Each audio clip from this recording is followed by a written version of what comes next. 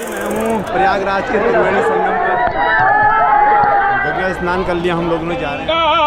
मेरी जननी है तो देवाधिदेव महादेव भगवान नारायण श्री हरि और भगवान प्रलयंकर भी आकर के डुबकी लगाते हैं। किसी बीज में अंकुर करने की जो क्षमता होती है वह प्राण तत्व होता है। जितने विद्यार्थी के लिए भी बोना आवश्यक है। दान के यहाँ 6 प्रकार बताए गए, समाप्त तो हो जाएंगे।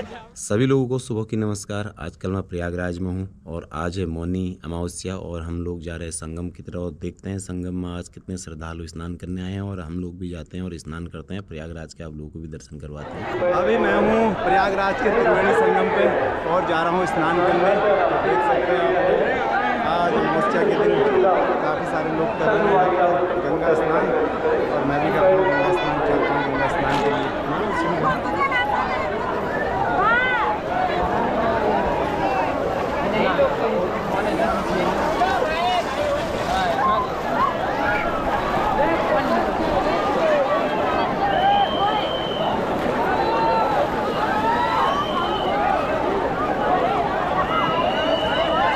यह है प्रयागराज का त्रिवेणी संगम। आज अमावस्या के दिन देख सकते हो आप, इतने सारे लोग कर रहे हैं गंगा स्नान।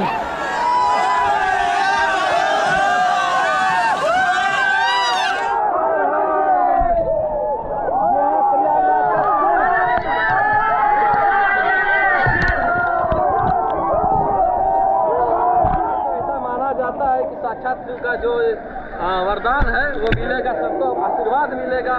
इस प्रयागराज की इस पावन धरती पर आज का दिन बहुत ही शुभ माना जाता है। साल में एक बार मौनी अमावस्या का स्नान सभी के लिए, भारत के लिए, विश्व के लिए कल्याण है। यहाँ विदेश के कोने कोने से लोग आ रहे हैं आज स्नान करने। बहुत ही अति हर्ष की अनुभूति हो रही है, बहुत ही आनंद आ रहा है। हर हर महादेव, गोदी में आज हर हर गंगे।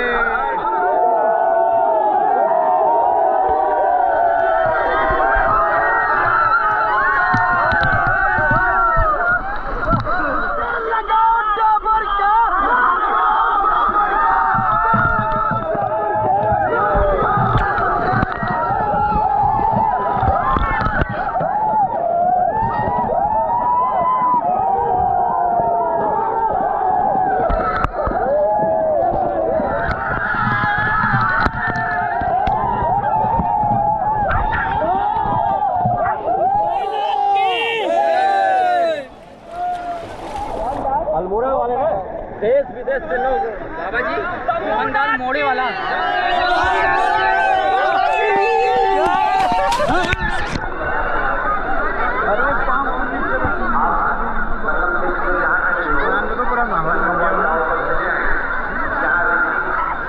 गंगा स्नान कर लिया हम लोगों ने, जा रहे हैं अब।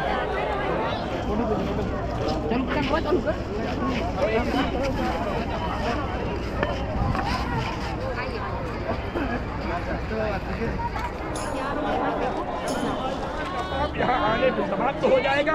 ग्रह भूत प्रेत पिशाच सारे नष्ट हो जाएंगे। मंगल होगा, सुमंगल होगा, कल्याण होगा, सबकी जय जयकार होगी। माँ गंगा कृपा होगी, कामनाओं की पूर्ति। गंगा मेरी जननी है, मैया मेरी जननी है, सबको वो बुलाती है, घट घट में रमती है, हर मन में रमती है, दुख दूर कराती है। गंगा मेरी मैया है, तीरथ में बसती है, तीरथ में बसती है, वो कुंभ लगाती है। यमुना सरस्वती माँ को निज कंठ जमाती है, गंगा मेरी मैया है, सब शोक मिटाती है। निर्धन धनवान सभी चल करके आते हैं, निर्धन धनवान सभी चल करके आते हैं। गठरी सर पे रख के मैया को मनाते हैं। गंगा मेरी जननी है, शरीर मिटाती है मन में जो क्लेश मेरे, मन में जो क्लेश मेरे। जननी हर जाती है मन में जो क्लेश मेरे। ये भाव अनोखा ही सब कल्पवासियों का, ये भाव अनोखा ही सब कल्पवासियों का। मैया ही बुलाती है, मैया ही बुलाती है, निज कंठ लगाती है। गंगा मेरी मैया है, गंगा मेरी मैया है। बोला गंगा मैया यहाँ पर आ रहे हैं आस्था की डुबकी लगाने के लिए, कितना महत्व हो जाता है, खास तौर पर जब हम संगम की बात करते हैं। देखिए गंगा है, लोग कहते हैं पवित्र नदियों में आप डुबकी लगाइए, कहीं भी लगा सकते हैं, लेकिन क्यों लोग खींचे चले आते हैं संगम? माघ मकर विगति जब होई तीरथ पति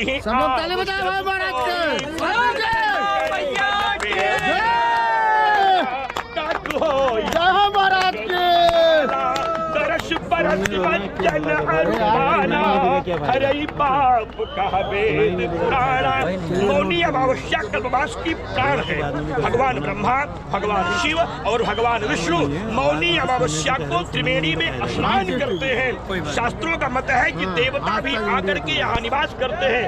कल्पवास की दृष्टि से जितने तीर्थ हैं वो माघ के महीने में सब यही रहते हैं, लेकिन मौनी अमावस्या को तो देवाधिदेव महादेव, भगवान नारायण श्रीहरि और भगवान प्रलयंकर भी आकर के डुबकी लगाते हैं। उसमें 5 प्रकार की सावधानियों का विषय बताया गया है। जो लोग अपने घर से चलते हैं, मान लीजिए चल पड़े और मौनी अमावस्या उन्हें विलंब से पहुंचे तो क्या होगा? लिखा है कि अगर एक भी पल आपने अपने घर चल दिया है, गंगे तो दर्शनात् मुक्ति ही, हर हर गंगे।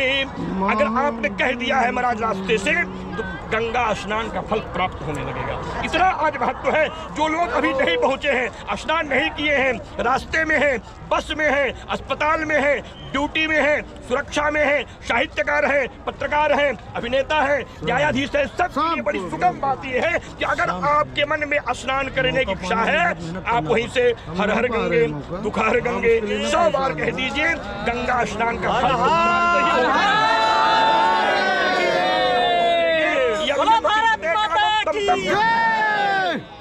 जो भी आप चाहेंगे वह सब कुछ आपको मौनी अमावस्या एक वरदान की तरह है। किया हुआ संकल्प कभी भी समाप्त नहीं होता। तीर्थ क्षेत्रे कृतं पापम वज्रलेपो भविष्यति और अन्य क्षेत्रे तीर्थ क्षेत्रे विनश्यति। और कहीं का किया हुआ पाप यहाँ समाप्त हो जाता है। इसलिए तीर्थ भी आते हैं, देवता भी आते हैं, भी आते हैं, किन्नर भी आते हैं, नर भी आते हैं, नारी भी आते हैं, संत भी आते हैं, साधक भी आते हैं और आज तक भी आता है पूरे देश में। बहुत अच्छी बात कही कि जब आप घर से चल दिए हैं, आपने एक संकल्प ले लिया, आपके मन में ये बात आ गई कि आपने जाना है, स्नान करना है, वहीं से आपको पुण्य की प्राप्ति होनी शुरू हो जाती है। लेकिन जो लोग अभी यहाँ नहीं पहुँचे या जो पहुँच ही नहीं पा रहे, वो लोग क्या करें? गजब का प्रश्न है आपका। आज तक तो ऐसा ही कुछ करता है, कहें जो कोई नहीं करते हैं। क्योंकि जो नहीं पहुंचे हैं उनके लिए एक बड़ा प्रश्न है। यादृशी भावना जस्य सिद्धिर्भवत् तादृशी। अगर आपके मन में गंगा स्नान करने का मन है तो गंगा गंगा आप 100 बार स्मरण करें। अपने किसी तांबे के एक पात्र में जल को रख लें। अगर घर में रुद्राक्ष हो उसमें उस माले को डुबो करके स्नान कर ले, गंगा जल हो जाएगा। शास्त्रीय प्रमाण में दे रहा हूँ, शास्त्रार्थ कर सकता हूँ। यदि रुद्राक्ष भी नहीं है तो आप 100 बार सूर्य की तरफ, किरणों की तरफ जल को रख लें और माँ गंगा का ध्यान करते हुए लोटे की धार से 7 बार उसमें शिव को अर्घ्य दें और उसका पान करें। अमृत की तरह वो गंगा जल हो जाएगा। यदि आप यह भी नहीं कर सकते हैं, बीमार है, आजार है, वहाँ न जल है, न माला है, न मूर्ति है, न पूजा की व्यवस्था है, तो सबसे बड़ी स्थिति है कि आप जहाँ बैठे हैं अपने दाहिने हाथ की हथेली को वसुंधरा पे रख करके और माँ गंगा का केवल 3 बार स्मरण कर ले। माँ मेरी रक्षा करो, माँ मेरी रक्षा करो, माँ मेरी रक्षा करो। इस भाव से आर्तनाद करके पुकारो जैसे द्रौपदी ने कृष्ण को पुकारा था। माँ गंगा वहां प्रकट हो जाएंगी और आपकी कामनाओं की पूर्ति हो जाएगी। यह मैं नहीं कहता हूँ, वेद कहता है, शास्त्र कहता है, पुराण कहता है कि जैसी आपकी निष्ठा होगी वैसा आपको फल प्राप्त हो जाएगा। माँ गंगा वही प्रकट हो जाएंगी। भीष्म पितामह को बाण से मिल सकती है तो आवाहन पर माँ प्रकट हो सकती है, क्योंकि माता कभी कुमाता हो नहीं सकती। हर बेटी की माँ गंगा है। आप जहाँ भी हैं वहीं से हर हर गंगे दुकार गंगे करें और आपका कल्याण होगा। जब हम ग्रहों की बात करते हैं तो बहुत बार ऐसा होता है कि इंसान उलझ जाता है कि उसको नहीं पता है कि मेरा कौन सा ग्रह खराब है या कौन सा ग्रह सही है। कहा जाता है कि आज के दिन आप इसकी पूजा करें तो ये ग्रह ठीक होगा, ये ग्रह। आप इसको किस तरीके से समझाएंगे, कैसे ग्रह शांति होगी? एक सामान्य व्यक्ति जिसको नहीं पता अपने ग्रहों के बारे में, लेकिन उसका कोई ग्रह कहीं ना कहीं अगर पीड़ित है, पहली बात उसको कैसे पता चलेगा, और दूसरा वो कैसे उसका उपाय करेगा जब उसको पता ही नहीं है। देखिए, यहाँ जो सबसे भाव विभोर करने वाली बात है वो मेरी माताएं हैं जो अनपढ़ आती है और माँ गंगा से अपनी बात कहती है। मैया विनती हमार तू से बात बार बार सुन ला, विनय हमारी महतारी तन के, नाही विद्या जानू माई, नाही स्तुति जानू माही, नाही मंत्र नाही तंत्र, नाही मंत्र नाही तंत्र, नाही आरती जानू माई, कैसे पूजा में बुलाऊं, कैसे अर्जी सुनाऊं, कैसे दोषवा मिटाऊं माई, ज्ञान नहीं बा बिनती कैसे करूं माई, कुछ ज्ञान नहीं बा।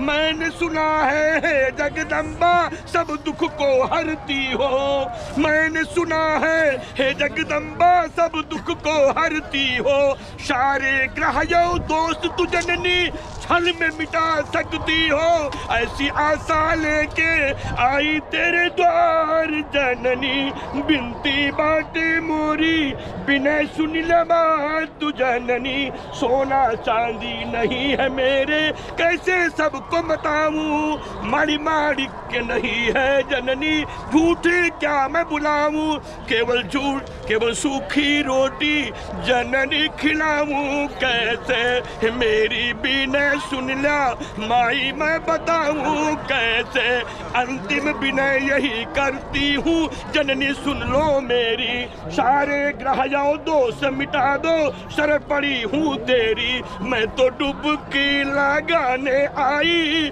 गोद तेरी, मैया शरण चली मैं आई गोद तेरी, पूरे वर्ष करूंगी गंगे गंगे कह के, पूरे वर्ष में पान करूंगी मैया मैया कह के, सारे पाप मिटेंगे मेरे यही भाव मैं रख के, अंतिम अर्जी लगाऊं फिर से द्वारी माई आऊं, मेरी बिनती तुम्हारा सुनाए दिहली माई, शिव शंकर बाबा से अरे मिलाई दिहली माई, शिव शंकर बाबा से भाव रख के माई कहती है। इसलिए हमें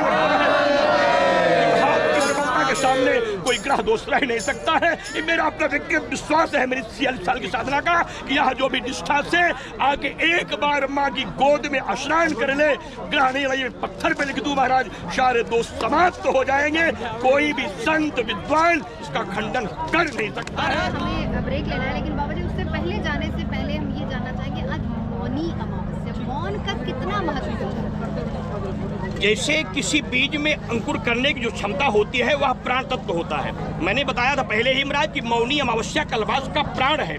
मौन रहने से क्रियाओं की सिद्धि हो जाती है, वाणी सिद्ध हो जाती है, और जो कल्पनाएं आप करते हो वह भगवान ने कहा कि मैं मौन क्रियाओं का सबसे बड़ी सिद्धिदाता का एक तंत्र हूँ। तो इसलिए भगवान ने कहा है कि अगर आप मौन रहकर कोई संकल्प लेते हैं तो मौनम स्वीकार लक्षणम, अर्थात आपने जो मौन करके कहा है उसे परमात्मा स्वीकार कर लेगा। इसलिए आज की विधि में है, मौन की जो विधि है कि आप एक रात्रि के सायं से आप न बोलें, पूरी रात्रि आप जागरण करें, मंत्रों का जप करें, उपवास करें, व्रत रहें और प्रभात काल में स्नान करें, 16 प्रकार से भगवान का पूजन करें, चंदन लेपन करें और सुंदर वस्त्रों को पहन के माँ गंगा को 11 बार प्रणाम करके दंडवत की मुद्रा में प्रवेश करके स्नान करते हुए मौन मन में मतलब हृदय में परमात्मा का ध्यान करें कि भगवान, क्योंकि नारायण श्रीहरि की पूजा का विशेष महत्व है। भगवान की युगल चरणों का ध्यान करते हुए कि हम परमात्मा के श्री चरणों में है, ऐसा भाव बना के मौन रह करके अंदरमुखी, मतलब अंतर्मुखी होने का मतलब है कि आप किसी के दोष को न देखें, किसी की निंदा न करें, परिहास न करें, सबके मंगल कामना करें और मौन रहते हुए देव अनुग्रह प्राप्त करते करते सर्वे भवन्तु सुखिनः सर्वे सन्तु निरामया की परंपरा का पालन करें और भगवान से यह प्रार्थना करें कि मौसम दीन न दीन हित तुम समान रघुवीर अस विचारी रघुवंश मणि हरहु सकल भववीर श्रवण सुजस्व नियाजहु प्रभु भंजन भववीर त्राहि त्राहि आरति हरण शरण सुखद रघुवीर। अब आपके अलावा भगवान मेरा कोई नहीं है, मैं सबको छोड़ करके निराश्रयमाम जगदीश रक्ष, हे प्रभु संसार को छोड़ के मैं आपकी शरण में आ गया हूँ। अब तो मैं मौन भी हो गया हूँ, मेरी ना कुछ कहने का सामर्थ्य है क्योंकि कहने पर त्रुटि हो सकती है। यहाँ एक बड़ा प्रश्न आपका था, मौन का मतलब है कि अगर मैं कुछ मांगूंगा तो सीमित मांग सकता हूँ और अगर मन से कह दूंगा, परमात्मा सर्वज्ञ है, सब जानता है, इसलिए मेरी समस्त कामनाओं की पूर्ति हो जाए, इसलिए मौन का विशेष। आत्मा का परमात्मा से कैसे ये जुड़ाव होगा? देखिए, यम नियम प्राणायाम प्रत्याहार ध्यान धारणा समाधि की जो क्रिया है यह मौन के मार्ग से ही प्रत्येक संकल्प को कहते हैं अपने मन की इच्छा आप सारी जाता है। मौन जो है वह समस्त इच्छाओं को प्राप्त करने का एक सुगम मार्ग है, अपने मन में रखता है, हर कार्य को मन में रखता है। इसीलिए मौनी अमावस्या पूरे कल्पवास में जो 45 दिन का समय होता है, इसमें जो अपने मन में इच्छाएं होती है उसको लेकर आकर के उपासना करते हैं, लेकिन मौनी अमावस्या विशेष रूप से प्रार्थना करते हैं कि हे कृपा निधान आप कृपा करिए और मेरे जीवन के हो जाए जो मैं जहाँ तक मेरा मन नहीं जा रहा है उसे भी आप पूरा करने की कृपा करें। इसलिए मौन रह करें। मौन में मतलब वो सामर्थ्य है कि अगर आप परमात्मा बनना चाहते हैं, जैसे एकाग्र चित्तित विद्यार्थी के लिए भी मौन आवश्यकता है, पढ़ने के लिए, हिसाब करने के लिए, दवा देने के लिए, सेवा करने के लिए, योग करने के लिए, चिंतन करने के लिए, लेखन करने के लिए, कवि पाठ करने के लिए, वाचन करने के लिए, प्रवचन करने के लिए, अनुष्ठान करने के लिए 27 जगह मौन की आवश्यकता शास्त्रों में बताई गई है। अगर आप मौन रह करके एकाग्रता को धारण करेंगे तब मौन अपने आप हो जाएगा। जैसे एकाग्र होंगे वैसे आप मौन हो जाएंगे। देखिए, दान के यहाँ 6 प्रकार बताए गए। संपन्न लोगों के लिए स्वर्णाधिक दान हो सकता है, गृहस्थ के लिए अन्नादिक दान हो सकता है, व्यवसायियों के लिए वस्तु का दान हो सकता है और जो सामान्य यहाँ श्रद्धालु आए हैं ये अपनी सामर्थ्य सर अंश दान कर दें। शेष गरीबों के लिए और भक्तों के लिए कहा पापों का भी आज दान होता है। बड़ी बात बता रहा हूँ, आज भगवान को अपने पापों का समर्पण कर दिया जाता है कि महाराज मेरे जो अपराध हैं वह आप ले लीजिए और मुझे आज इस अपराधों से मुक्त कर दीजिए। इसीलिए तो हमारे यहाँ मौन की स्थिति में है। जो आपने पूछा था उसमें पापाक्षय है। कहा मौन के बारे में जानेंगे कब? कहा जब मौन के बारे में ज्ञान होगा तब। कहा ज्ञान होगा कब? कहा जब श्रद्धा होगी तब। श्रद्धा होगी कब? कहा जब भक्ति होगी तब। भक्ति होगी कब? कहा जब भाव होगा तब। भाव होगा कब? कहा जब समर्पण होगा तब। समर्पण होगा कब? कहा जब साधना होगी तब। साधना होगी कब? कहा जब संकल्प होगा तब। संकल्प होगा कब? कहा जब चिंतन होगा तब। चिंतन होगा कब? कहा जब समर्पण होगा तब। समर्पण होगा कब? कहा जब परमात्मा से प्रेम होगा तब। परमात्मा से प्रेम होगा कब? कहा जब संसार को भूल जाएंगे तब। और यह संभव होगा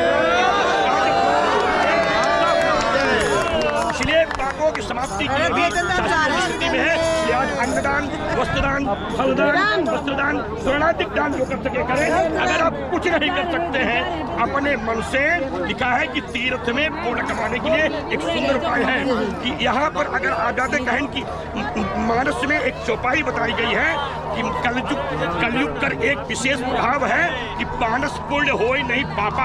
अगर आपने यहाँ मन से भी किसी वस्तु का दान कर दिया बिना सामान के भी, तब भी आपका पूरा लाभ हो जाएगा। इसलिए आपके चैनल के माध्यम से मैं निवेदन करूंगा लोगों से, आप यहाँ मन से सोना दान कीजिए, हाथी दान कीजिए, घोड़ा दान कीजिए। पैसा नहीं है कोई मतलब नहीं है, मन से गंगा जी में जल लीजिए। प्रभु मैं आपको समर्पित करता हूँ, क्योंकि मेरे यहाँ बिना वस्तु के पूजा का शास्त्रीय विधान है। रत्नैः कल्पितमास्त्रम हिमजलैः स्नानं च दिव्यांबरम नाना रत्न विभूषितम मृगपदा मोदांकितम चंदनम जाति चंपक बिल्वपत्रचितम पुष्पम च धूपम तथा दीपम देव दयानिधे पुष्पते हितकल्पितम गृहताम सौवर्णे नवरत्न खंडरचिते पात्रे घृतम पायसम भक्षम पंचविधम पयोदधियुतम ब्रह्मा फलम पानकम। शास्त्र के शब्द से पढ़ने के बाद बिना वस्तु के भी भगवान 16 प्रकार की पूजा स्वीकार कर लेते हैं, यह शास्त्र कहता है। इसलिए बिना वस्तु के भी हम यहाँ दान कर सकते हैं। श्रद्धा होनी चाहिए, विश्वास होना चाहिए, भाव होना चाहिए, समर्पण होनी चाहिए और माँ गंगा के प्रति अविरल प्रेम होना चाहिए। तीर्थ में आ जाइए और सब लोग बोलिए हर